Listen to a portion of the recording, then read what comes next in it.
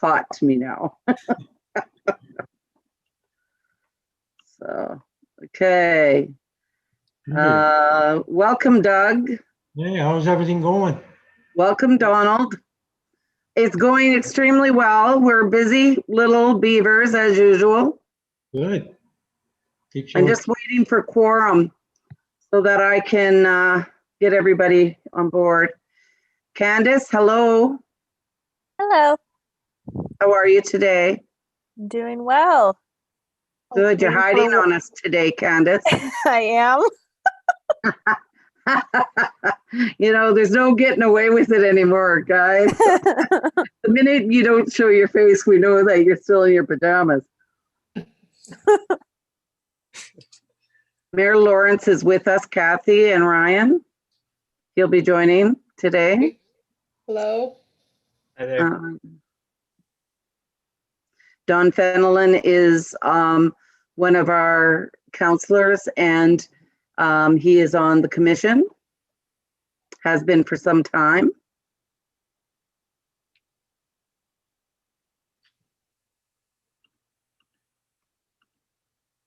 Anyone else? Lauren, you're muted. Oh, she's talking on the phone. Okay, well, that's why. We multitask.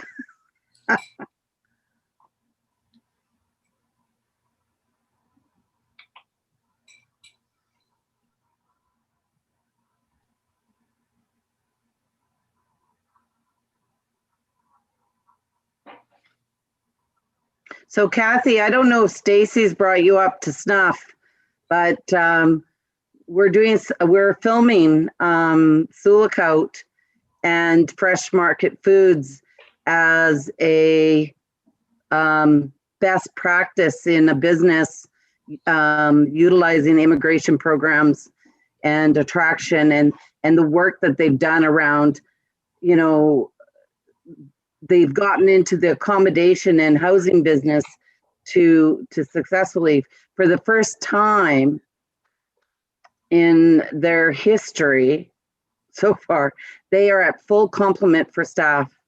And that's the first time ever. So maybe I'll share that as well today. Yeah, that's a fantastic example of the. Yeah, so we're being the first community to be filmed under the local, what is it called? Immigration Partnership? Yep. LMP, eh? Under the lip. LIP, that's what it is. Thank you. So that's really exciting. Yes, that's very exciting. When it's ready, let us know and we can get it up on our website as well. Yeah, she's actually, sorry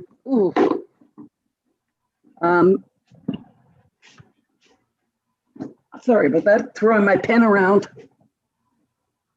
Do we have quorum yet, Sam?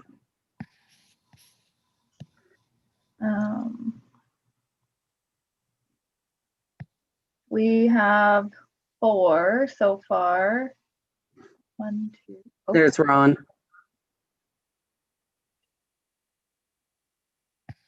Yeah, so we have Dawn, Al, Candace, and Ron with us. So that would be quorum today because we only have, 9. Christine and who else is there? Alana confirmed and Connor confirmed as well.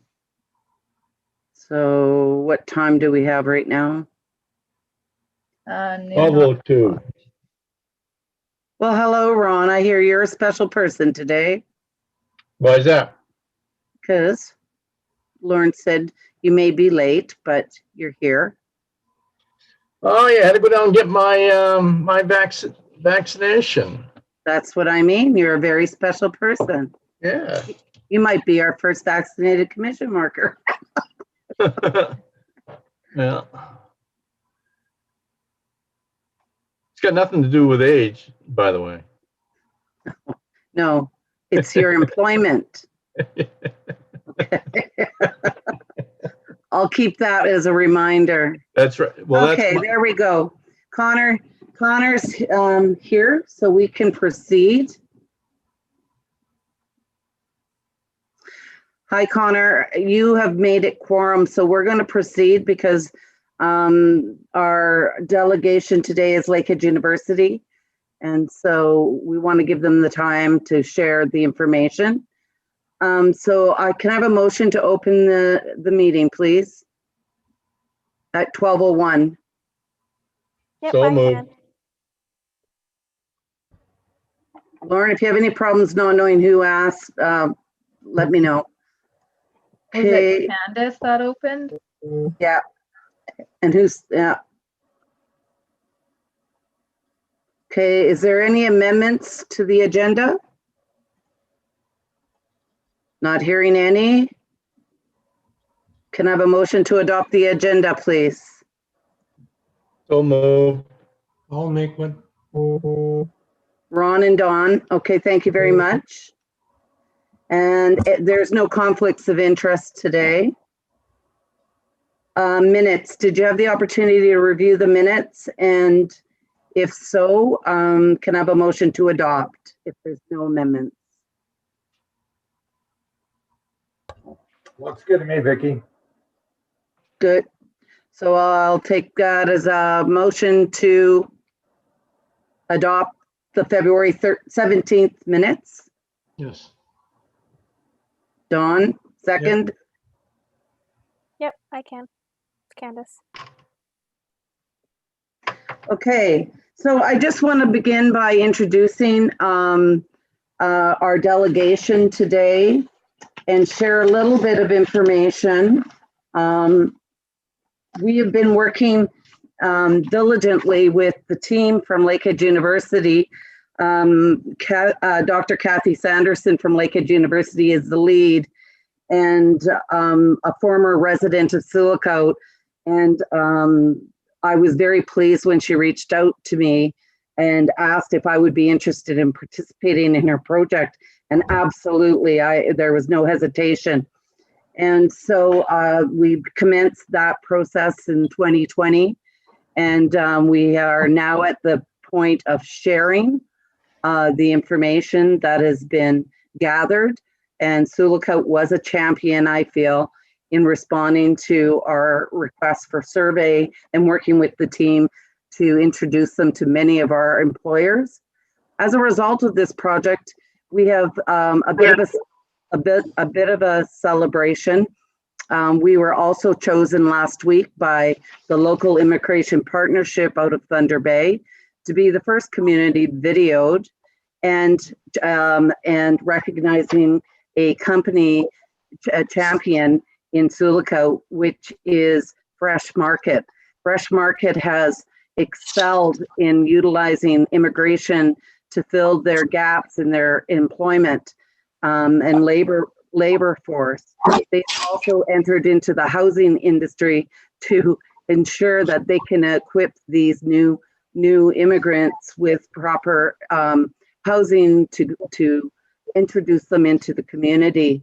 And so they have, for the first time in many years, filled their full employment roster and continue to celebrate the work that they're doing. So we're working with their human resource department to have and Newsnet Ledger to do a story. Once Newsnet Ledger heard the story, and they chose to make it a bit of a larger opportunity. So we're working quite closely with them now and look to share that information moving forward.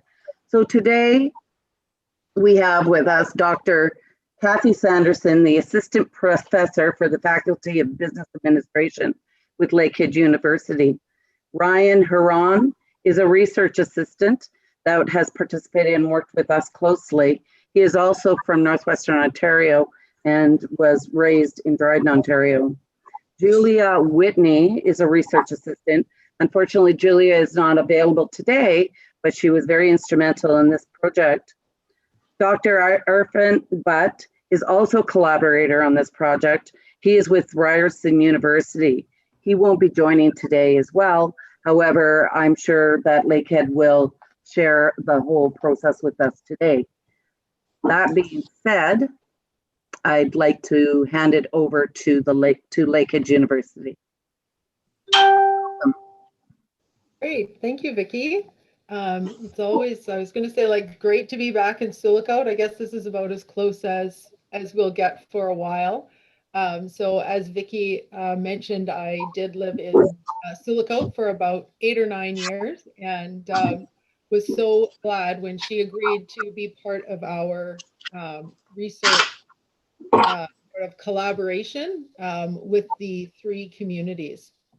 So I'm going to let Ryan introduce the project, and then I will come back on and go through some of the data that we collected on Sioux Lookout. I just want to ask everyone to please mute. There is some background noise, so if you could mute, that would be greatly appreciated. Thank you. I'm sorry, Ryan, go ahead. Thank you. Can everyone hear me okay? Awesome. Oh, it's not letting me click. There we go. I'm just going to shut my camera off just because we're getting a big snowstorm here and I'm worried about my audio cutting out. Can you still hear me? Perfect. So thank you, everyone. Our project goals were to identify welcoming practices at both an individual and organizational level, assess employment barriers facing new immigrants, and make recommendations for both communities and organizations. Our definition for welcoming is a collective effort to create a place where individuals feel valued and included. At an individual level, welcoming increases trust, inclusion, belonging, and the feeling of being valued by a community or organization. Integration for newcomers is more successful when they feel welcomed, barriers are reduced or eliminated, and individual needs are met. At the organizational level, welcoming is a way for organizations to attract and retain new immigrants in order to fill gaps and tap into a new skilled labor force. Organizational welcoming also enables employers to reduce bias and discrimination. So the communities we chose for this project are Thunder Bay, Sioux Lookout, and Atikokan. We chose these 3 so that we could study communities with different populations, immigration patterns, employment demands, diversity, and so on. So Thunder Bay was chosen, first of all, because that's where we are based, but also because it is the largest center in Northwestern Ontario, and it allowed us to study a slightly larger population. It also houses 2 immigration support programs, meaning there is an ongoing effort to bring new immigrants to the city, and there are staff dedicated to that. Of course, the university and the college bring in a steady supply of international students to Thunder Bay as well. Some of the reasons behind choosing Sioux Lookout was that they have a large number of professional job vacancies at any given time.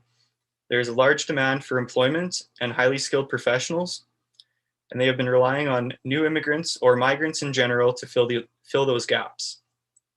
A large segment of the population in Sioux Lookout is young professionals looking to gain valuable work experience. And then lastly, we chose Atikokan to have kind of a smaller, close-knit community in the mix with more specific and limited employment needs. They have also had some newcomer recruitment success, but the challenge they have been facing is getting people to stay. So those are a few of the rationales for choosing each community, but overall it allowed us to explore new immigrant welcoming in a few distinct Northwestern Ontario settings.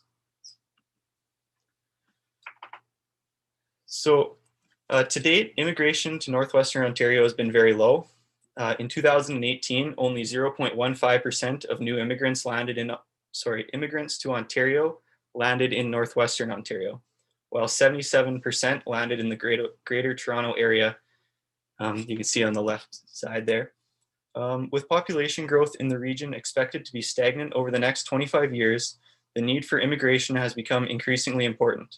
With such small numbers of new immigrants relocating to the north, this has really limited the ability of local organizations to be able to recruit and retain qualified individuals. While recruitment of new immigrants presents a challenge in itself, the way organizations and communities welcome new members plays a vital role. The need to increase workforce participation of at-risk and underutilized labor is a priority as it impacts the ability of employers to find and secure an adequate workforce. As new cultures are introduced into workplaces, social groups, and communities, there are risks associated with conflict, marginalization, discrimination, and accommodation. The process of recruitment and retention is complicated, not only by geographic factors, but also social, economic, cultural, and political perspectives. The complexities of inclusion and transition include micro and macro organizational and societal barriers and opportunities. So our project began with a systematic literature review and a thematic analysis of the review findings. At the same time, interviews were conducted which included key informants, new immigrants, community leaders, such as those in economic development, and business owners and managers. And we had a particular focus on those who were responsible for hiring and supervising new immigrants. Due to COVID-19, all interviews took place over the phone or using Zoom video conferencing. Additionally, all surveys were promoted and conducted electronically. Our survey was designed to capture attitudes and awareness towards diversity, recruitment and retention strategies, transition supports, and organizational and community preparedness. The tools we used were designed to capture individual, employee, and community member views on diversity management within the workplace, the level of closeness and welcoming in the community, and the perceptions of social support, relationship quality, and cultural issues, both in the workplace and with community services. And then the results of the survey were analyzed using SPSS software. So that brings us to Sioux Lookout. So in Sioux Lookout, we had 128 people fill out our survey, including 111 Canadian residents and 17 new immigrants. This exceeded our goal of 100 Sioux Lookout surveys, so that was fantastic to see. We also conducted 5 interviews with community leaders, business owners, and managers, and 2 in-depth interviews with new immigrants. Unfortunately, it was a bit difficult to recruit the number of new immigrants we were hoping to interview in Sioux Lookout. This, of course, was partially due to the COVID-19 pandemic, as many new immigrants work in high demand and high risk jobs, sometimes including customer service, personal service, and healthcare. However, the themes between the new immigrants and the business owners were the most consistent in Sioux Lookout of the 3 communities. We are still hoping to interview more new immigrants in Sioux Lookout in the months to come. So if you know of any new immigrants that would be interested, or if you're watching this and you yourself are a new immigrant and would be interested in participating, please contact us through our email, our social media, or our website, which is welcomenwo.ca. We'll have all this info up towards the end of the presentation as well. Yeah, that concludes our data collection. So I'm going to pass it back to Kathy, and she's going to go through some of our key findings from our interviews and survey. Thanks, Ryan. All right, so we combined our interview findings and kind of did an analysis of the different themes that we saw specifically for Sioux Lookout. So I'm sure I don't have to tell anyone here about the challenges related to housing and how housing has a direct effect on whether or not people are able to be recruited into the area. Of course, the affordability, the quality of that housing, it all has a huge impact. And I know that this is something that Vicki is always raising as an issue, is that employment and immigration aren't going to happen in a vacuum, and that the housing stock needs to be adequate in order for these initiatives to bring in newcomers to be successful. So the other bubble that you won't see up on our slides is related to racism and discrimination. And we certainly heard that in every single interview that we conducted, and we heard that through our surveys as well, that ongoing stereotypes, bias, unfair treatment, microaggressions, hostility, especially towards people who are visible minorities, are a reality. And I think, you know, some of the things that have been happening in our environment, in our country, across the world, has really highlighted that this isn't an issue related to Northwestern Ontario, that there isn't an organization, there isn't a community that doesn't struggle with issues of systemic discrimination. And one of the reasons why we wanted to study welcoming is because we know that in order to combat issues that are sensitive like this, that are deeply rooted in people's values and beliefs, that we need to have intentional activities. Systemic discrimination, a lack of welcoming, it's not going to just spontaneously change. It isn't just going to change with time. That we have to be taking specific actions if we want to see things be different within our communities or organizations, our families. All of those require intentional activities, which is why we were examining sort of the intention of welcoming. So, and we saw that everywhere. So what else did we see in terms of what's happening for new immigrants in Sioux Lookout? So we know that the geographic isolation is a factor, and in sort of two different ways. The first being that the idea of living in a city is parallel with a full life, maybe includes words like excitement and variety. At the same time, we heard a lot of really positives about living in a smaller community and about the ability to get to and from work quickly, and that it was considered to be very safe, that it's a little bit easier to get involved with small communities than it is large communities. So while we heard a lot of concerns about the geographic isolation, the being just generally remote, the time that it takes to travel to larger centers, we also heard a lot of positives in terms of the beauty of Northwestern Ontario, of the activities that are available. We certainly heard a lot of positives in that area. One of the things that we heard really consistently from people in Sioux Lookout are the effect that the lack of settlement supports are having. And this is for new immigrants, this is for other newcomers to Sioux Lookout, this is for businesses and communities. So Vicki had mentioned like the LIP program, that without formal supports, it is very difficult for employers in particular to be able to utilize some of the federal programs that exist for bringing newcomers in. And the paperwork that's associated with these programs is extensive.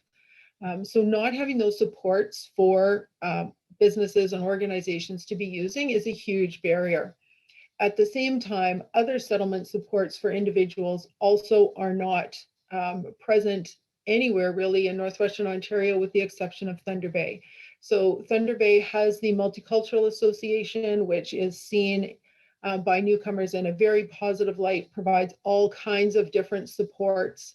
It's the one-stop shop kind of idea, and certainly all of the other communities that are trying to recruit new immigrants, they also need those dedicated services.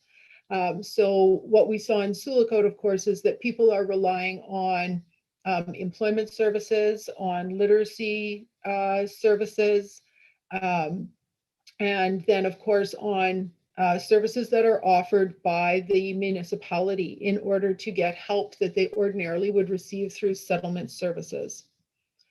The one thing that really stood out for us with Sioux Lookout was that while we know that there's a desire to have more training, more information related to cultural differences, that this was one of the communities in which things were already happening, that there were already programs in place, that a number of people who both participated in the interviews and completed the surveys have had exposure to either some kind of a diversity awareness or a cultural awareness type of program. And so that's really quite unique for Sioux Lookout. We did not hear that in other the other two communities. We also heard that depending on the organization, that there can be a real wide variety of welcoming experiences. And I think Vicki sort of highlighted that at the beginning, telling us about the example from the grocery store.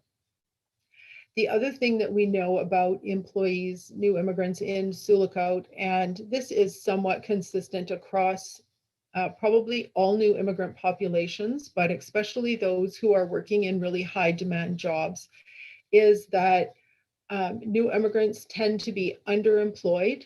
Sometimes this is because of issues related to the acceptance of qualifications. So how long it takes for a person to be recertified in whatever their area of expertise might be so that it's accepted as a Canadian qualification. And so quite often we see that people are underemployed and that they are overworking. And of course, this would be very true during a pandemic when we look at the types of jobs that new immigrants tend to hold in Sioux Lookout. So these would be service-based positions and health and personal care. So all of the areas that really are essential during a pandemic. We see a lot of overworking in that area. You go to the next one, please. Great. All right, so here are some of the results from our quantitative part, so from our survey. So I will mention that Sioux Lookout had really strong coworker support. And you can see here in at 57% for this particular breakdown. Now, this could be due to having a number of new immigrants working within one organization. We tend to see higher scores there. We saw that in Atikokan as well, and then lower scores, for example, in Thunder Bay.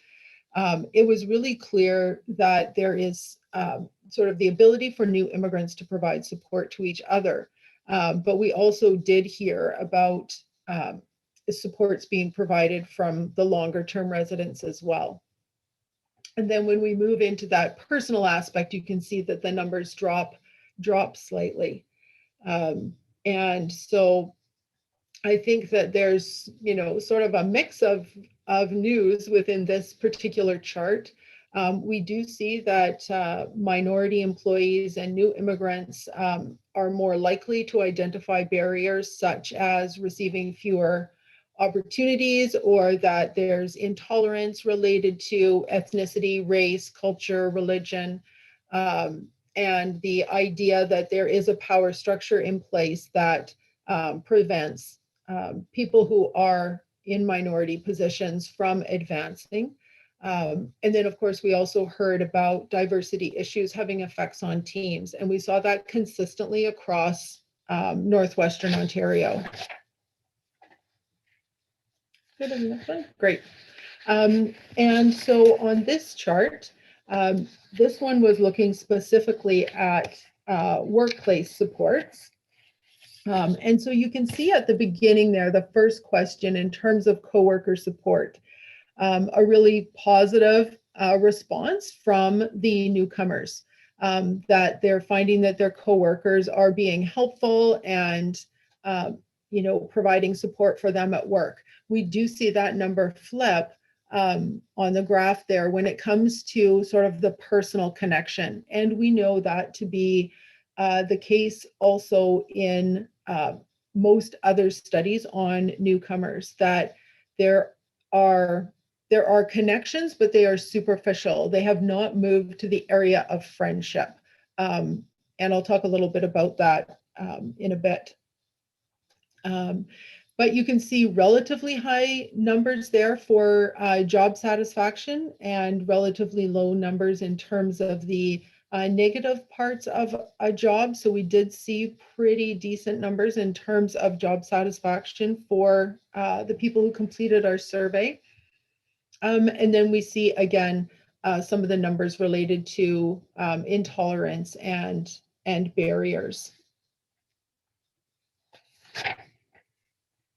So overall, I'm going to say that the scores that were related to discrimination when we brought together some of our results, So that was looking at things like direct discrimination, but also how human resources policies are enacted, how layoffs, promotions, rewards would be distributed. And of course, we know that there would be that systemic bias. I will also say, though, that the numbers weren't dismal. They certainly were not terrible. They were slightly lower than we would have expected. And depending on the number of new immigrants in your community that are visible minorities, we would expect that when we have higher numbers of visible minorities, we would also see lower results. We know that that intersectionality always plays a role. Can you go to the next one, Ryan? Thanks. Right, so here's a bit of a comparison. So here we were looking at the neighborhood welcoming. And so this is sort of a general overview. So neighborhood welcoming was looking at things like feeling at ease with people who you live around, having a connection to the community, being able to rely on your neighbors in the event of an emergency. And so I put up the other two communities as well so that you could get an idea of some of the differences between the different locations. And so the middle one being Sioux. So we do see for newcomers. So we broke this chart down, I should say, that the first column in each section are Canadian citizens born in Canada. The next one are Canadian citizens not born in Canada. So these would be newcomers who are no longer new. And then our newcomers or our new immigrants who do not yet have Canadian citizenship. So we do see that generally newcomers do score much lower on neighborhood welcoming. Of course, when we're looking between the high and moderate, you can see in this case that Sioux really has some positive results. If you look at that dark blue and that medium blue. In Sioux we also saw a smaller range of responses. So we didn't see as many extreme low responses related to welcoming. And you can also see for people who have been integrated into the community, who are now citizens, you can see sort of equal numbers of feeling that idea of welcoming within the community.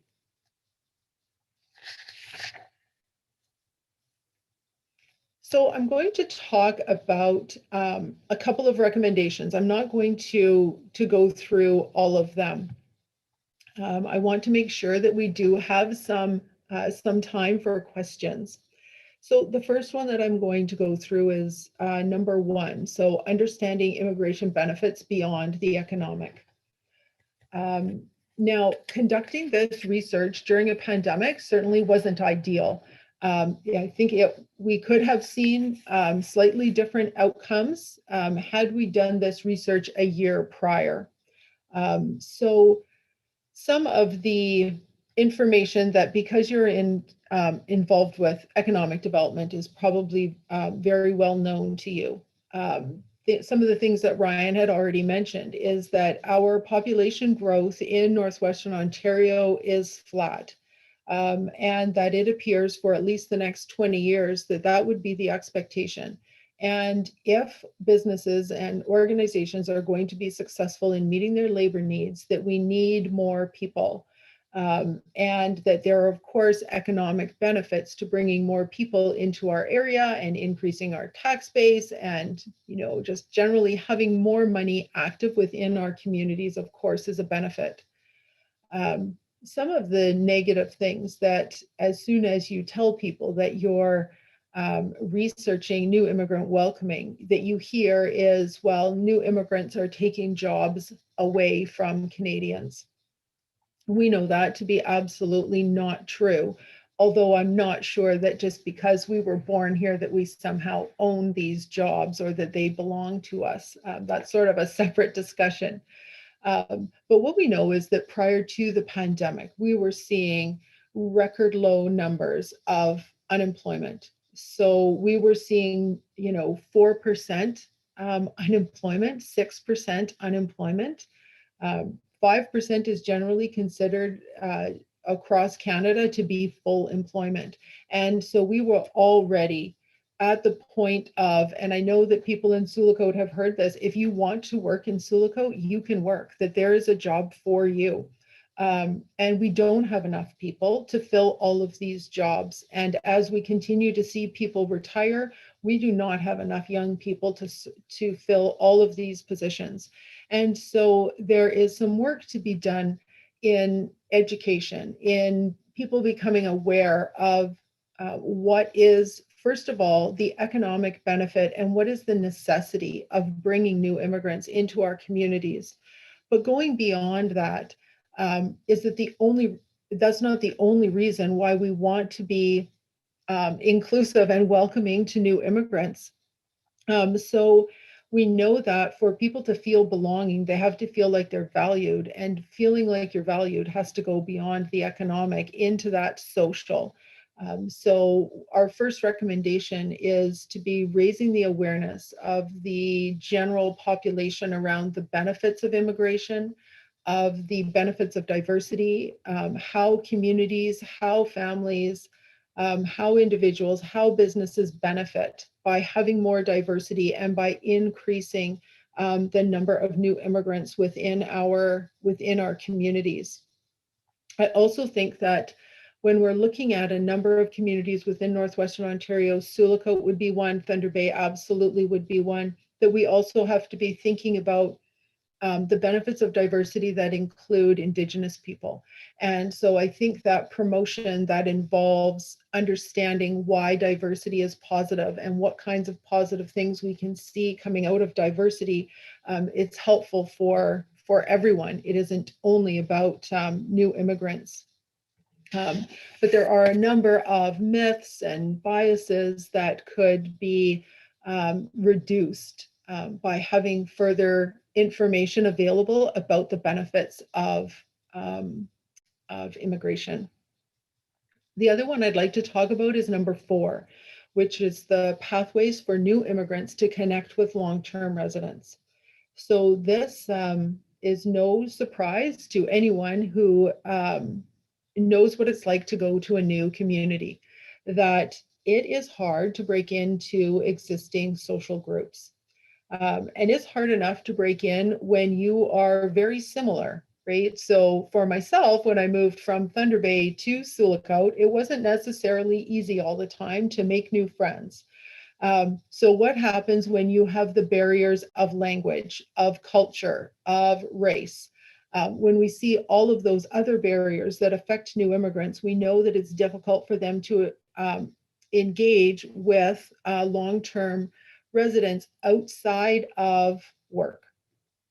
We also know that that is the key to people feeling acceptance.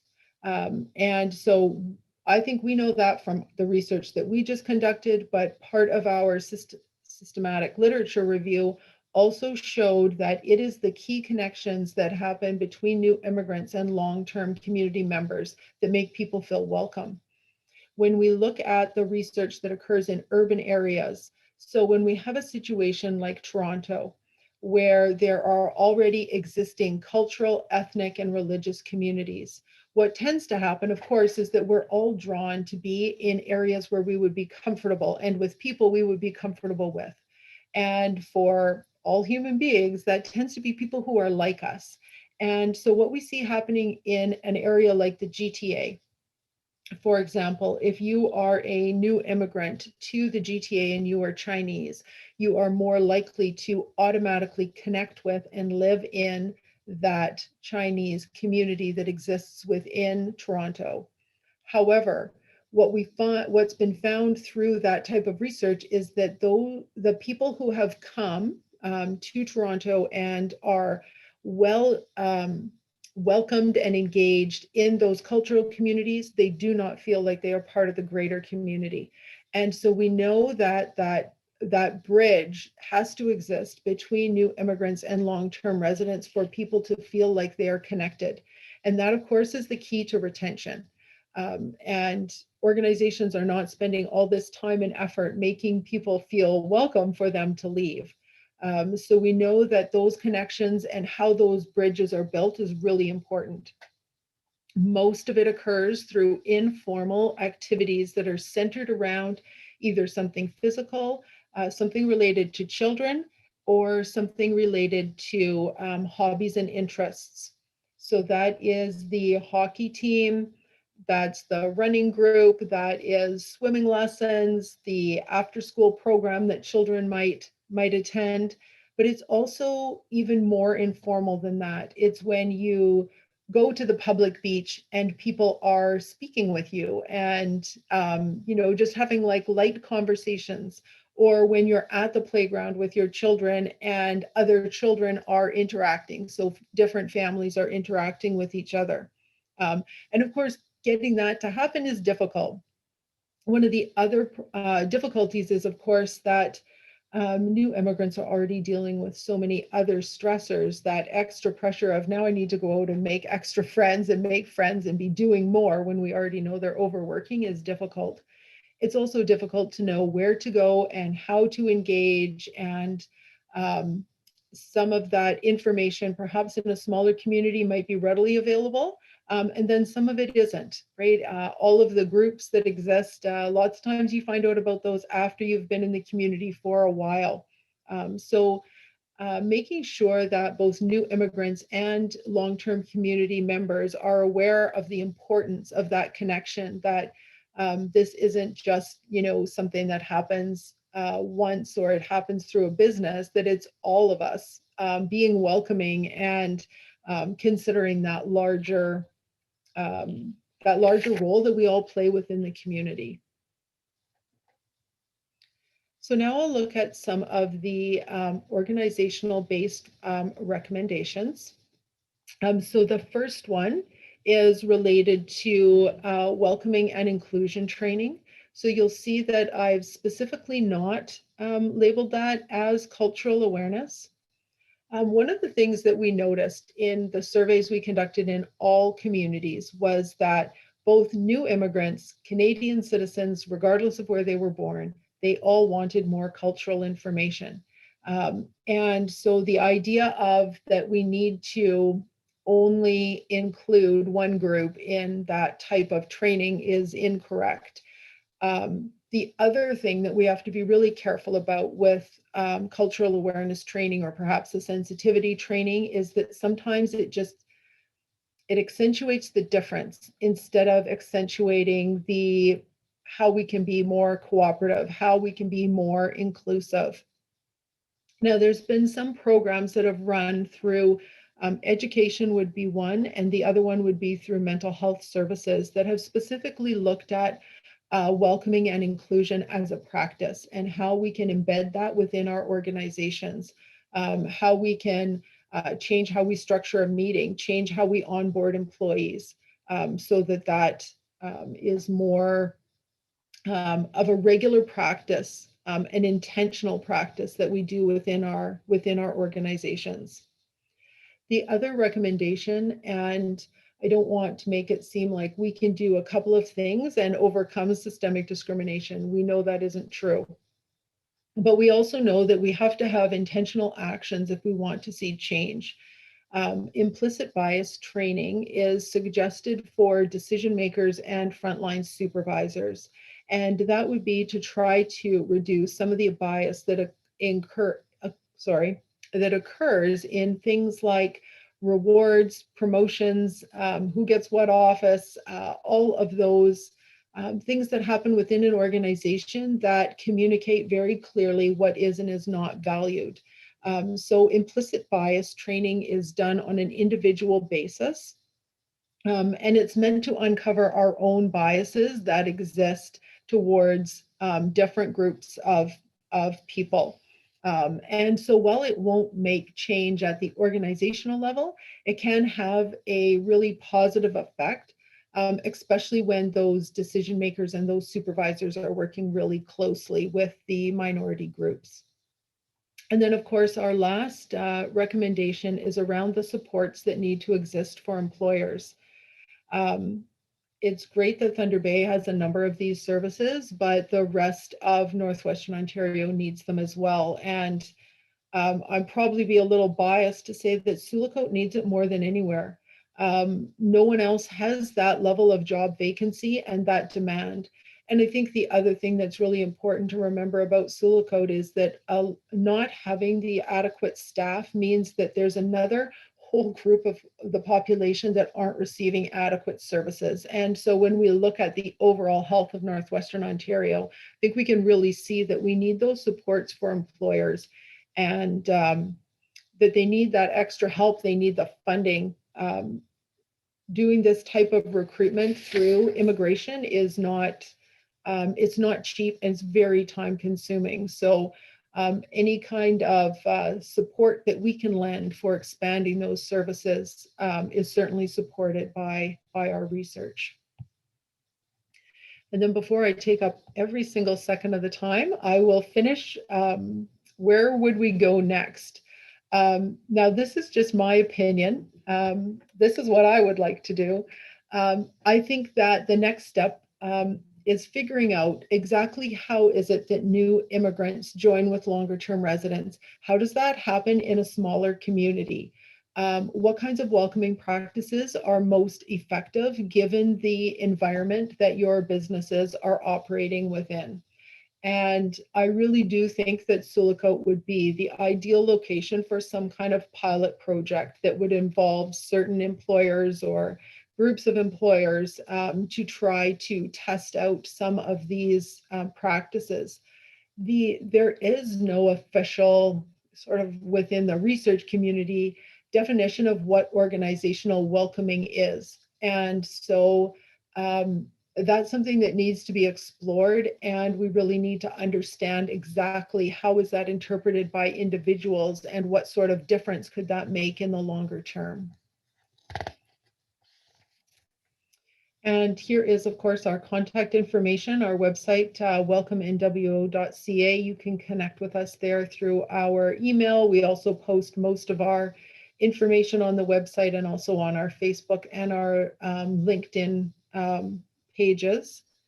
And then finally, I would like to say thank you to, of course, our funders. So the Ontario Human Capital Research and Innovation Fund has funded our project.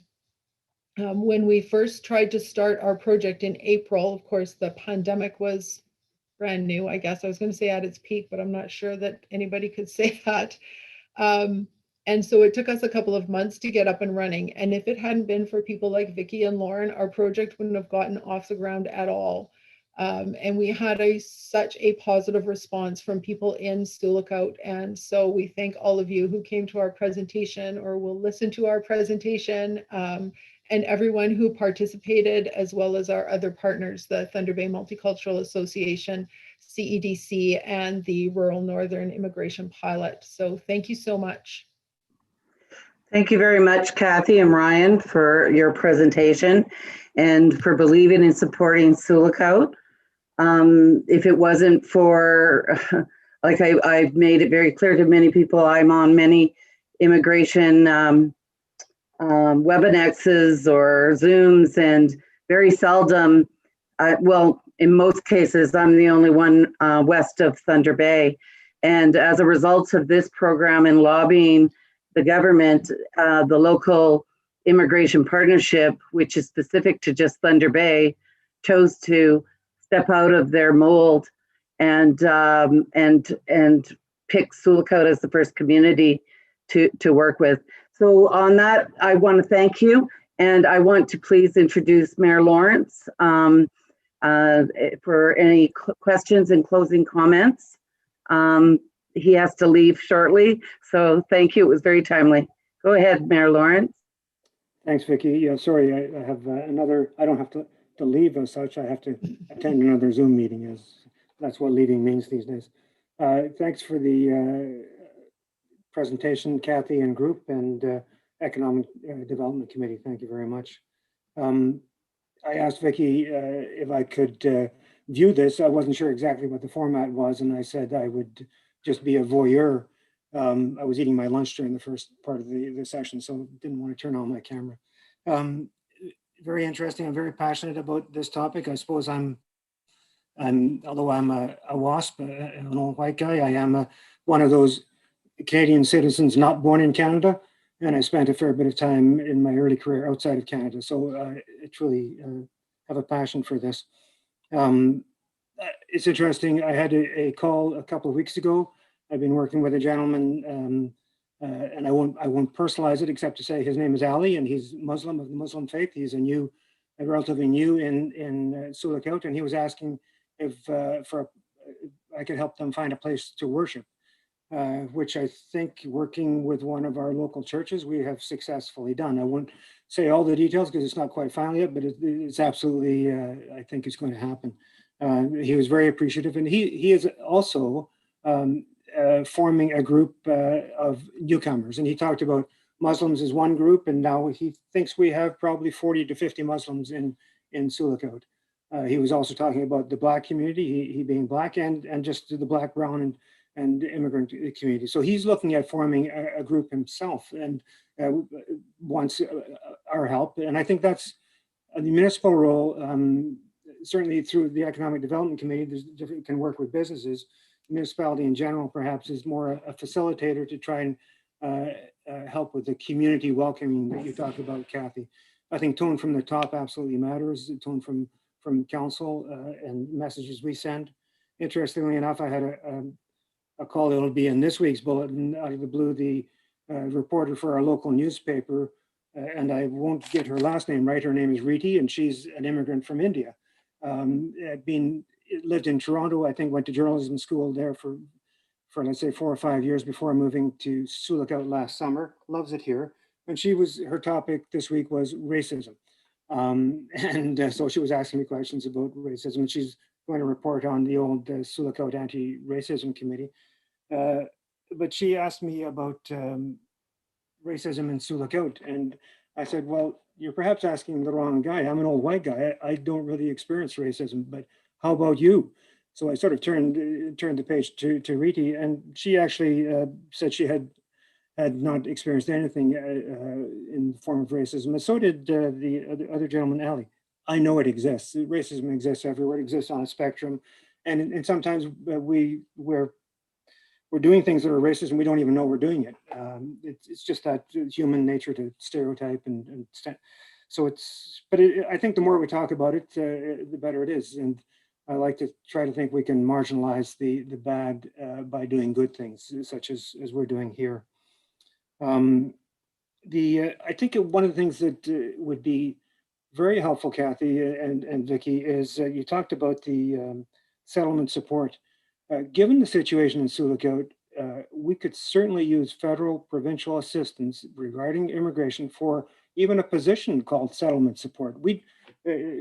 For us to create a new position, it's a 1% tax increase. It's more than that, actually, probably 1.5% by the time you had facility. It's very difficult in a community with high taxes as we have to do, but with support. And since immigration is so important to the country right now, that would be something I think that would be very useful in Sioux Lookout.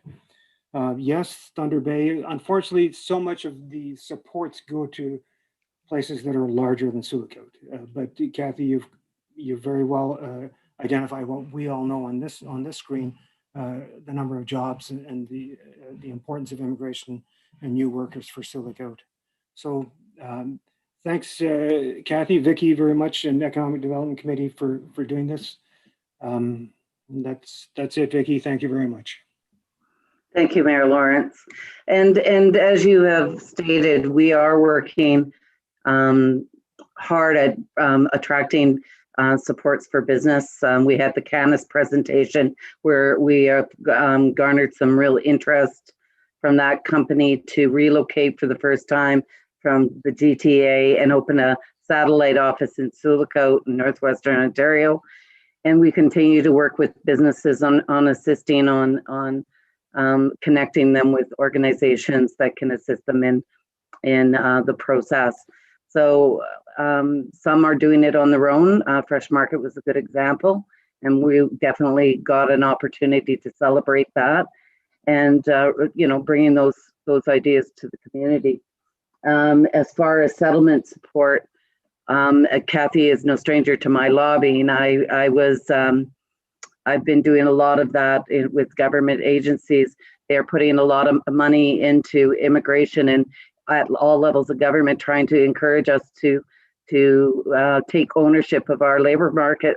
However, again, as I've indicated at many of the meetings and consultations, that it has to be grassroots too, that there has to be some incentive for building homes and accommodations for individuals that are immigrating to the Northwest, especially where we have limited developers, etc. Anyhow, that's enough of me. I will, if anybody else has any questions, please feel free to put your hand up. If you don't have your camera on, you can try and use the chat, or you can just tell us that you are interested in a question. Any questions? Go ahead, Ron.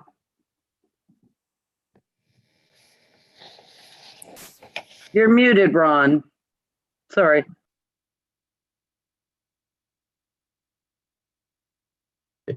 There we go. Sorry. Just again, thank you from the silent group in here that listened to your presentation. It was, at least I personally thought it was well done. The question that I have though is, on the immigrant base that you used, there's such a wide variety of skill sets that follow within the immigration group. Certainly we could break them down into professional and non-professional.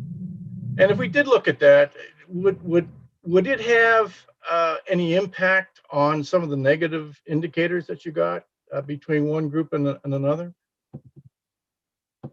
That's a really good question. We don't have a large enough sample to be able to do that. I think that there are within those professional organizations, and of course, I think we're largely talking about Maniyawan, the Silicote First Nations Health Authority. So we would know that they would be employing a large number of new immigrants. We also know that both of those organizations do already have efforts that they're putting into the sort of awareness, diversity type of training. So I think we would see some differences there. In terms of those barriers that would be related to opportunities and rewards, I would not expect to see differences in that area, but we would need to do some additional work. And certainly if any of those organizations wanted to, specifically work with us, then we could try to find more specific answers to those questions. Of course, when people have higher levels of education, they tend to have higher incomes, which results in another type of security that makes it a little bit easier to engage in other aspects within the community. Yeah. Okay.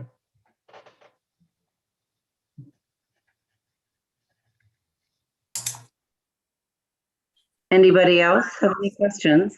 Go ahead, Connor. Thank you for your presentation.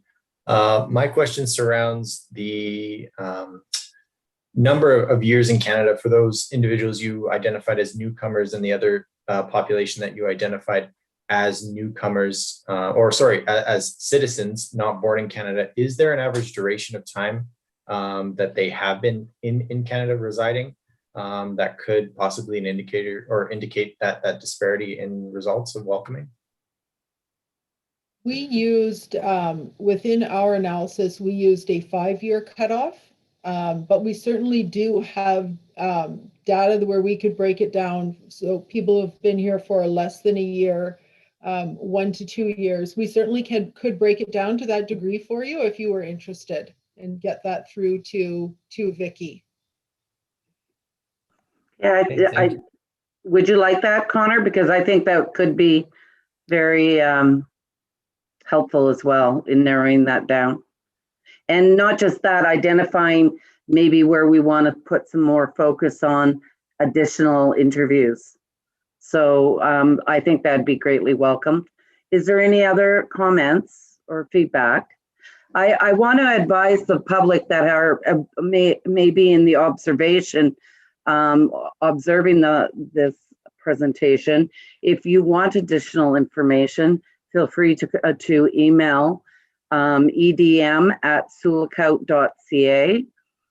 And I will make sure that any questions or information that you would like to obtain is forwarded to you. So that's EDM, Economic Development Manager, the acronym edm@sioux-lookout.ca.